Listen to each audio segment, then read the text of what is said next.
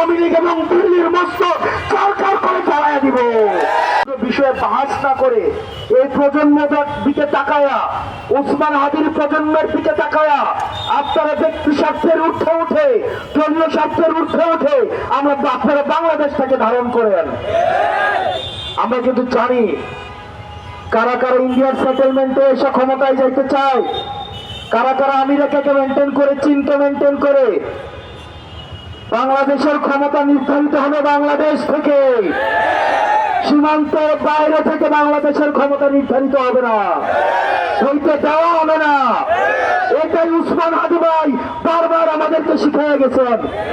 আমাদেরকে এটা ধারণ করতে হবে এবং উনি যে শহীদ মৃত্যু, যে গ্লোরিয়াস মৃত্যুর আকাঙ্ক্ষা উনি ধারণ করেছে, এটা আমাদের সবাইকে ধারণ করতে হবে। প্রত্যেকবার দেখা হইলেই উনি বলতেন, আমার সাথে ওনার পরশুদিন ওনার সাথে গতকাল ঘটনাটা ঘটলো, এর আগের দিন দুপুরে 4টার দিকে ওনার সাথে আমার কথা হয়েছে।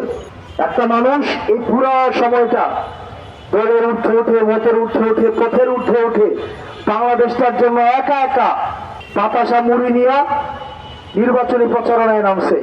নির্বাচনে জিতবো কি জিতবো না নেতৃত্বের ফয়সালা উপর থেকে নির্ধারিত হয়, কিন্তু এই লড়াইয়ের মধ্য দিয়ে, এই সংগ্রামের মধ্য দিয়ে আমি মানুষের মন জয় করতে চাই এবং দিন শেষে উনি মানুষের মন জয় করতে পারছে।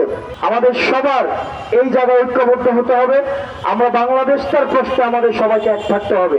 কাউকে দোষারোপ করে পিছনের আলাপ সামনে নিয়ে আসা, আমরা এই যে মুক্তিযুদ্ধের পক্ষের শক্তি, মুক্তিযুদ্ধের বিরুদ্ধের শক্তি, স্বাধীনতার পক্ষের শক্তি, স্বাধীনতার বিরুদ্ধের শক্তি, সেকুলার, ইসলামপন্থী, বামপন্থী, জামাতপন্থী, এই আলাপগুলা আপনারা যত ফর্মেই করেন না কেন, আপনারা এই প্রজন্মকে আর খাওয়াইতে পারবেন না। আপনাদেরকে ভবিষ্যৎ নিয়ে ভাবতে হবে, আপনার ফরওয়ার্ড লুক করতে হবে। বারবার অতীতকে টেনে নিয়ে আসা, বর্তমানের বাস্তবতা আপনি যত হচ্ছে টানাতে যাবেন, এগুলো আমাদের এই প্রজন্মকে আরো বেশি ক্ষুব্ধ করবে। আমরা আপনারা ক্ষমতার দ্বন্দ্ব হইতে আমরা চাই না। আমরা চাই ভবিষ্যৎকে সামনে রেখে আমরা যেভাবে অতীতকে বর্তমানের কাঠগড়ায় দায়ী করি, ঠিক এইভাবে বর্তমানকে ভবিষ্যতের কাঠগড়ায় দায়ী করাবো, যদি আমরা বর্তমানে যারা আছি আমরা যদি আমাদের দায়িত্ব পালন করতে ব্যর্থ হই।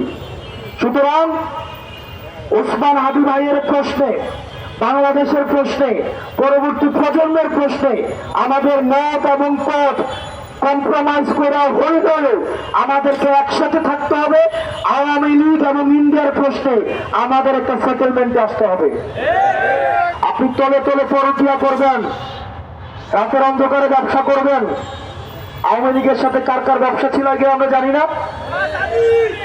কিন্তু ভোটের যত ভোট আদায় আসতেছে আমরা তার সাথে আন্তরিকতা করতেছি। আপনারা ভালো থাকবেন, সুস্থ থাকবেন।